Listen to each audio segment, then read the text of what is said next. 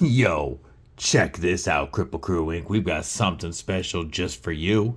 In this past week, we've had 10, yes, 10 new knives come in for review. Everything from slip joints to some Kaisers, the newest new breed on pre order, even 2 customary ZDC fixed blades, and a 10-inch OTF. I think y'all are gonna have some fun today. Stick around.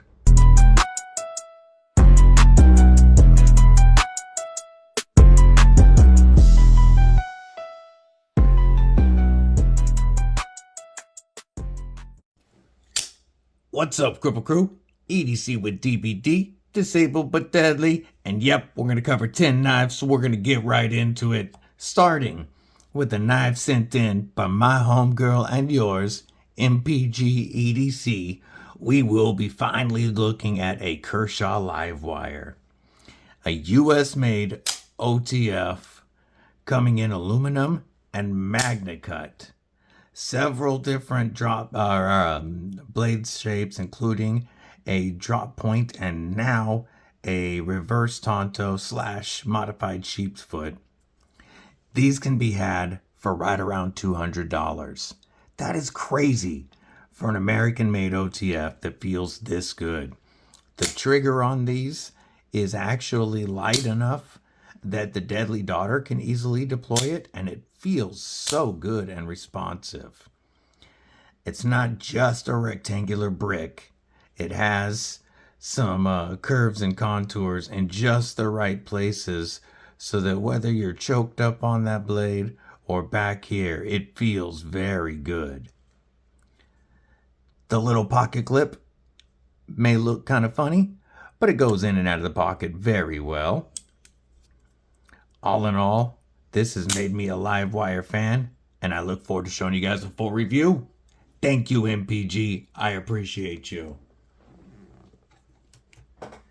How about we go Kaiser next?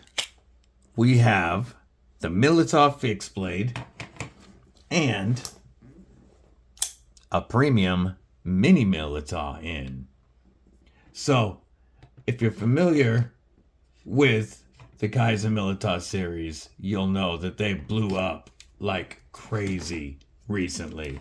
In the last year, we have gone from the full-size Militov to the mini Militov to the fixed blade Militov, premium, budget, ultim, titanium. We have so many flavors. There's D2, Nitro V, there's S35V and S45V in this series. It's crazy. But that doesn't take away from the fact that it's a fantastic design by Jonathan Stiles. I'm not going to spend too much time on these because I did just drop a full review on both of these for Militov Monday. But the mini Militov comes in at 6.7 inches overall with a 2.82 inch blade.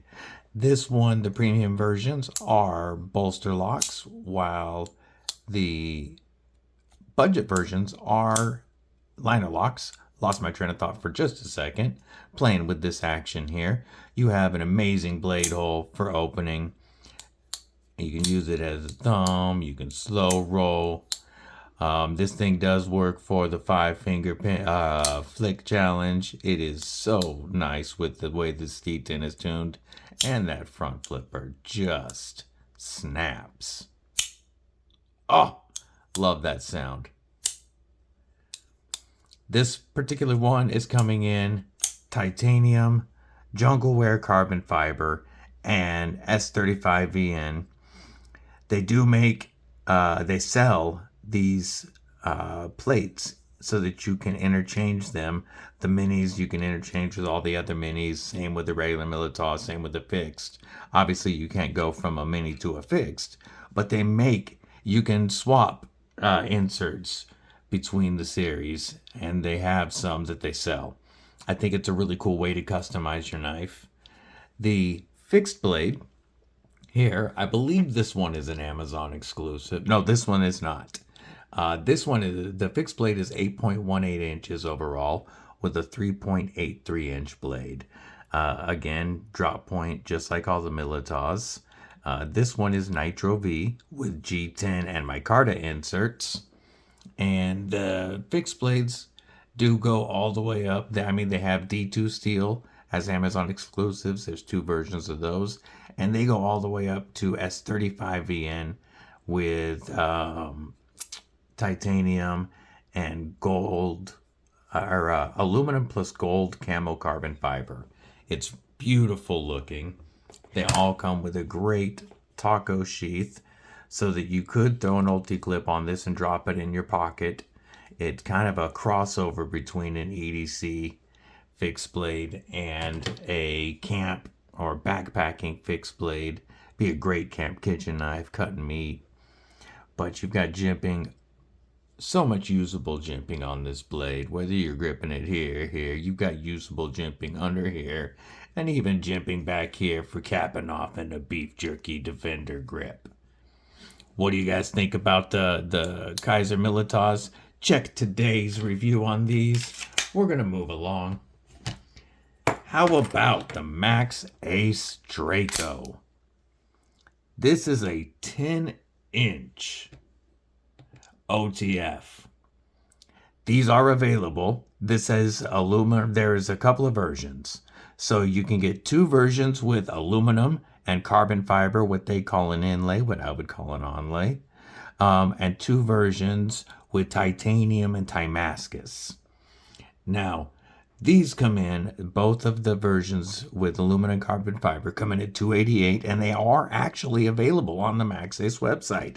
Big surprise, nothing is ever, they sell out so quickly. It's a 10.1-inch overall length OTF with, I gotta convert this real quick, a 3.93-inch blade of M390 steel. You are getting quite a bit of blade length here, and you can get it either in this beautiful drop point, I love the aggressive jimping, or a Tonto. Actually did the sharpening choil really nicely on this. And if you're not familiar with a single action OTF, so a double action OTF, you push the trigger forward, the blade goes out. You pull the trigger back, the blade goes in. Out, in. Single action OTF is a little bit different. It launches out, but you release the safety again, push the button down and grab this and pull. Then let go of the button and you reload the spring manually. Let me do that so that the whole thing is actually on camera. So you push the button here, grab this, pull back, and you have to have let go of the button because otherwise it'll want to launch again. And then just push that back in. Launch, push the button, reload. Kind of weird doing it sideways under the camera, but it's actually really easy to use. The benefits of a single action OTF versus a dual action OTF. One, there's less likely to go wrong because you don't have a separate screw pulling it back. But 2, they utilize a much stronger screw. So this comes out with quite a bit more force. This is not going to pop off track immediately upon coming into contact with something. This would actually pierce. Now, is this going to go all the way through my hand if launched? Most likely not.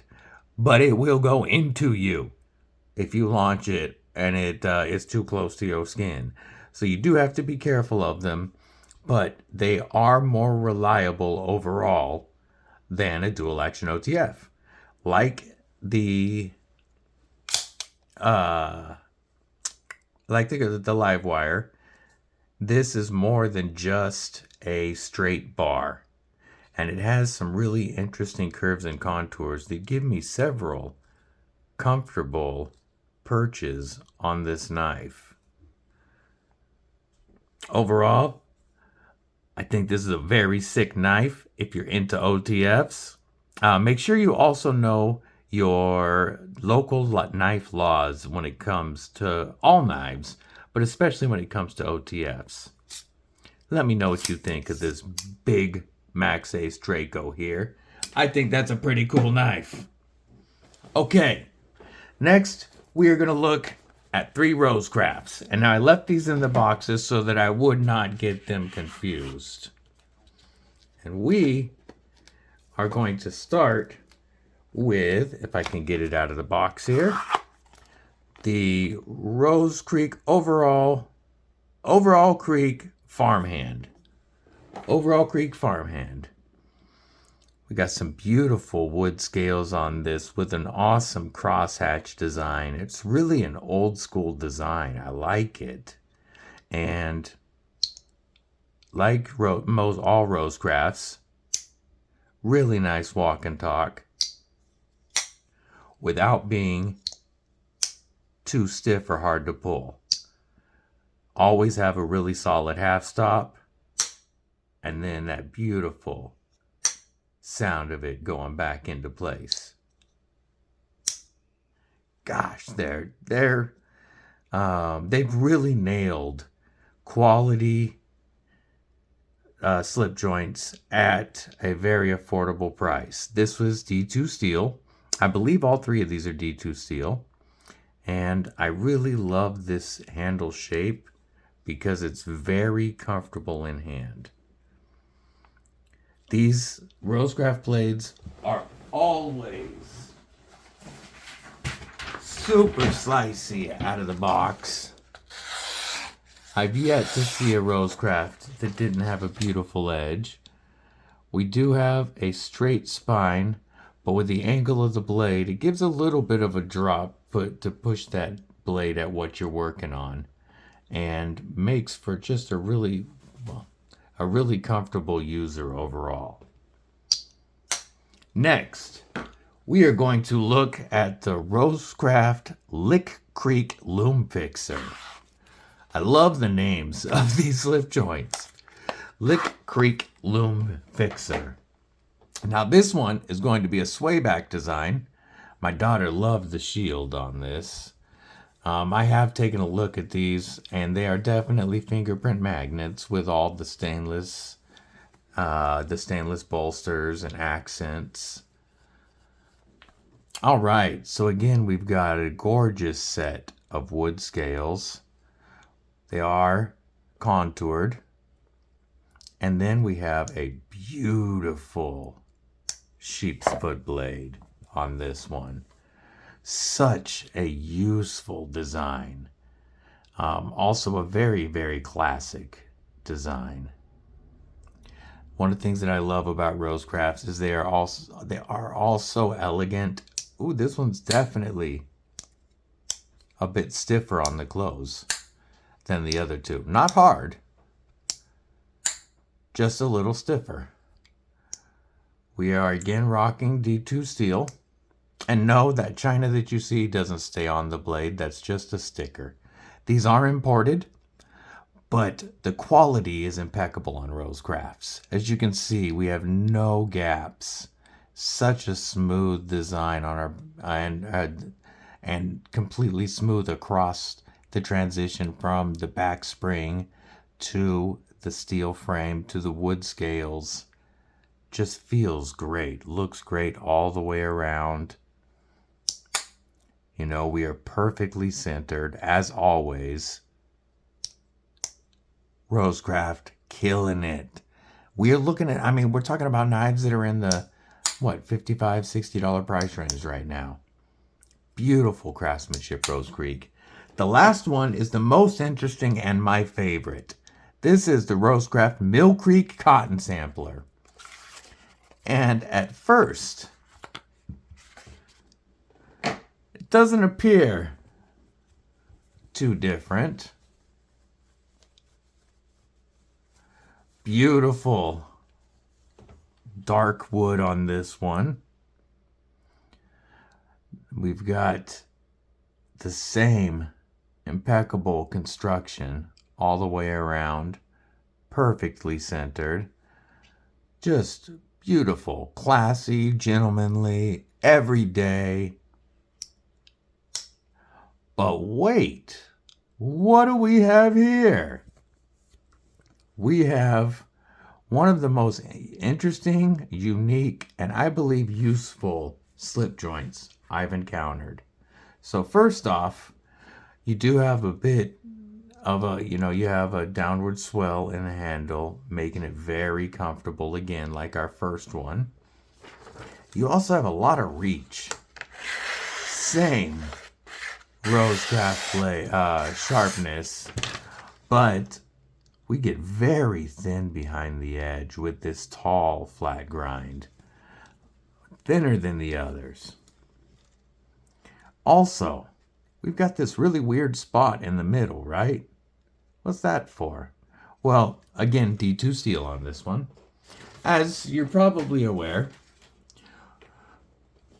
slip joints are definitely light use knives because, they don't lock. They can close on you. You're not supposed to put pressure on the back of the spine or do anything that would torque it in a way that could cause it to close. But what if you need to get up and do some fine work, or you do need to maybe use a little bit more force? That's where this comes in.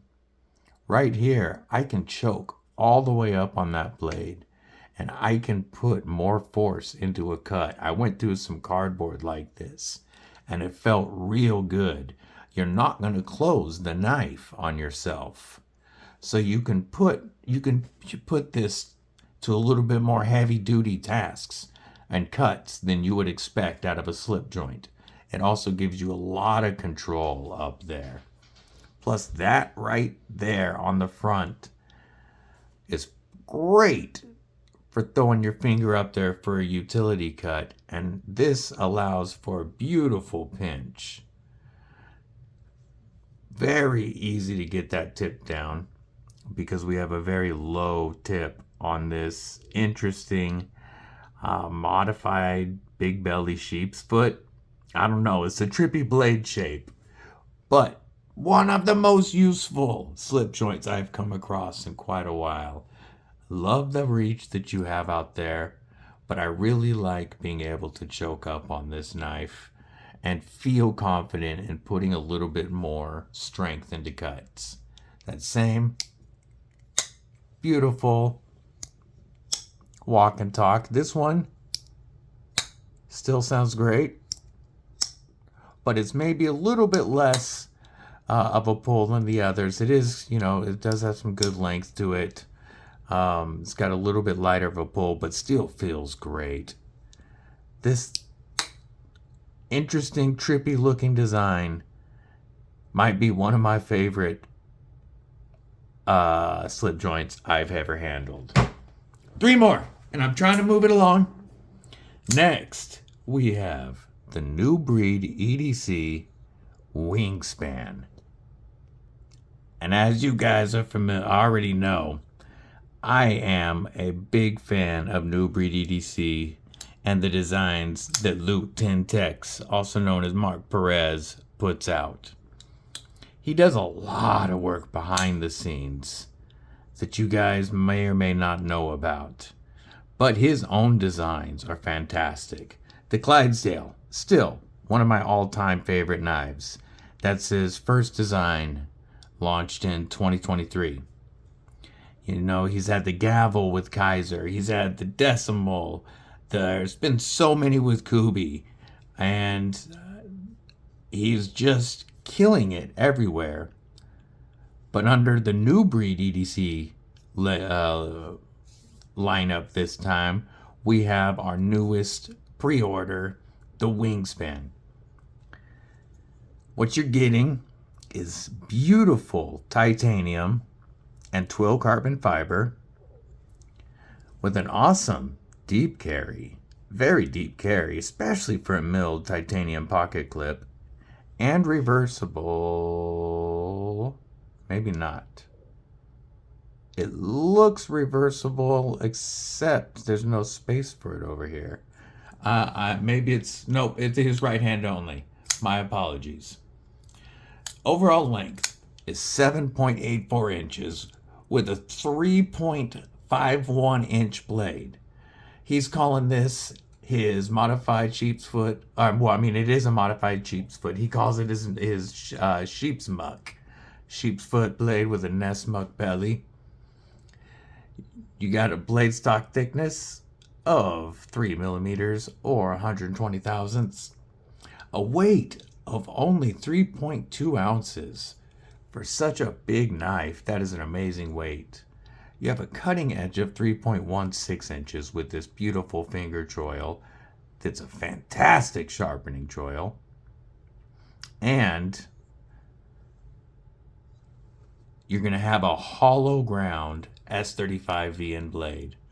All for $145. You can also get a black with silver twill carbon fiber and a stonewash blade instead of the black wash blade if you prefer. But I really do love this blurple. I don't know if those colors are going to come across, but this is one of the dopest blurples I've seen.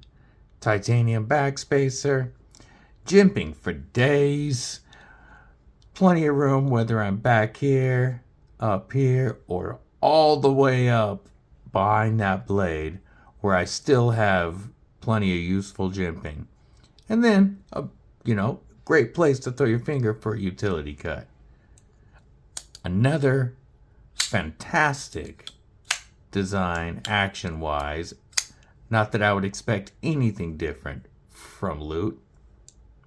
You've got that slot for good thumb opening, reverse flick, and a beautiful front flipper. Oh, that works so well. I want to point out, Loot really looks for the little details, like adding carbon fiber into the titanium pocket clip. Just an awesome idea. I want to point out that this is, I would call it, I guess, an inset frame lock, not a liner lock, because it is part of your frame, but you have carbon fiber overlay over the top so that you can't lock yourself out, which I love, meaning I can reverse flick left-handed and not worry if I can get my left hand to work. That would help. Not worry about locking myself out on that lock bar. Same with, if you know me, I can never thumb flick a frame lock. Whoop, but this one is very easy to do. Comfortable in a lot of grips, even defending your beef jerky. Loot, another killer design. $145, folks, and you're supporting a small knife maker who is a huge part of our community. Check it out. The last two blades are really special because we have an Aries EDC Cardinal XL and an Aries EDC Bloomcliff. The Cardinal XL, God, these are so nice, is a 4-finger EDC fixie. Aries does the sheaths, the custom beads as well. The sheath works fantastic with a pull-the-dot strap. I wore this on my belt with Gareth's permission. This knife, after being reviewed, goes to Gareth HB. But I wore this with his permission on my belt with the handle in front of my belt buckle, and it was so comfortable. So, we are looking at 80 CRV2 steel with a beautiful acid etching. We have camo carbon galactic green space weave and glowing pins and liners. And I will be posting some pictures of this glowing at night, and it looks beautiful. Also, it's hard to get on camera, but that galactic green space weave has green in the black carbon fiber. I was able to catch it on the other side a bit. I don't know that it's picking up so well on the camera, but beautiful work. And then it's the same carbon fiber and glow material in the bead. Amazing ergos, a perfect 4-finger grip for me, and I am just locked in. And you want to talk about scary sharp. These arrived scary sharp. Aries EDC knows how to put an edge on his knives. That is the Cardinal XL, eventually going to Gareth in South Africa. Next is the Aries EDC Bloomcliff. Again, look at the matching sheath, and I love the brown sheath with the red pull the dot to go with this one. It's a perfect combination. But a great little sheath. You could throw tech locks on these ulti clips, not tech locks. Ulti clips on either of these sheaths and use them as pocket droppers. This is fantastic on the belt, again, right in front of the belt buckle. This time, we are still looking at ADCRV2, but with a two-tone finish on here, with a hand satin on top, on the flats. And then this awesome jute micarta with red G10 pins and liners. And then, of course, a jute micarta bead with red G10 in the middle. This knife, this is a modified Wharncliffe version of his original Bloom. And it's a 3-finger design that is, I do like 3-finger fixies. This is one of the most comfortable I've ever held.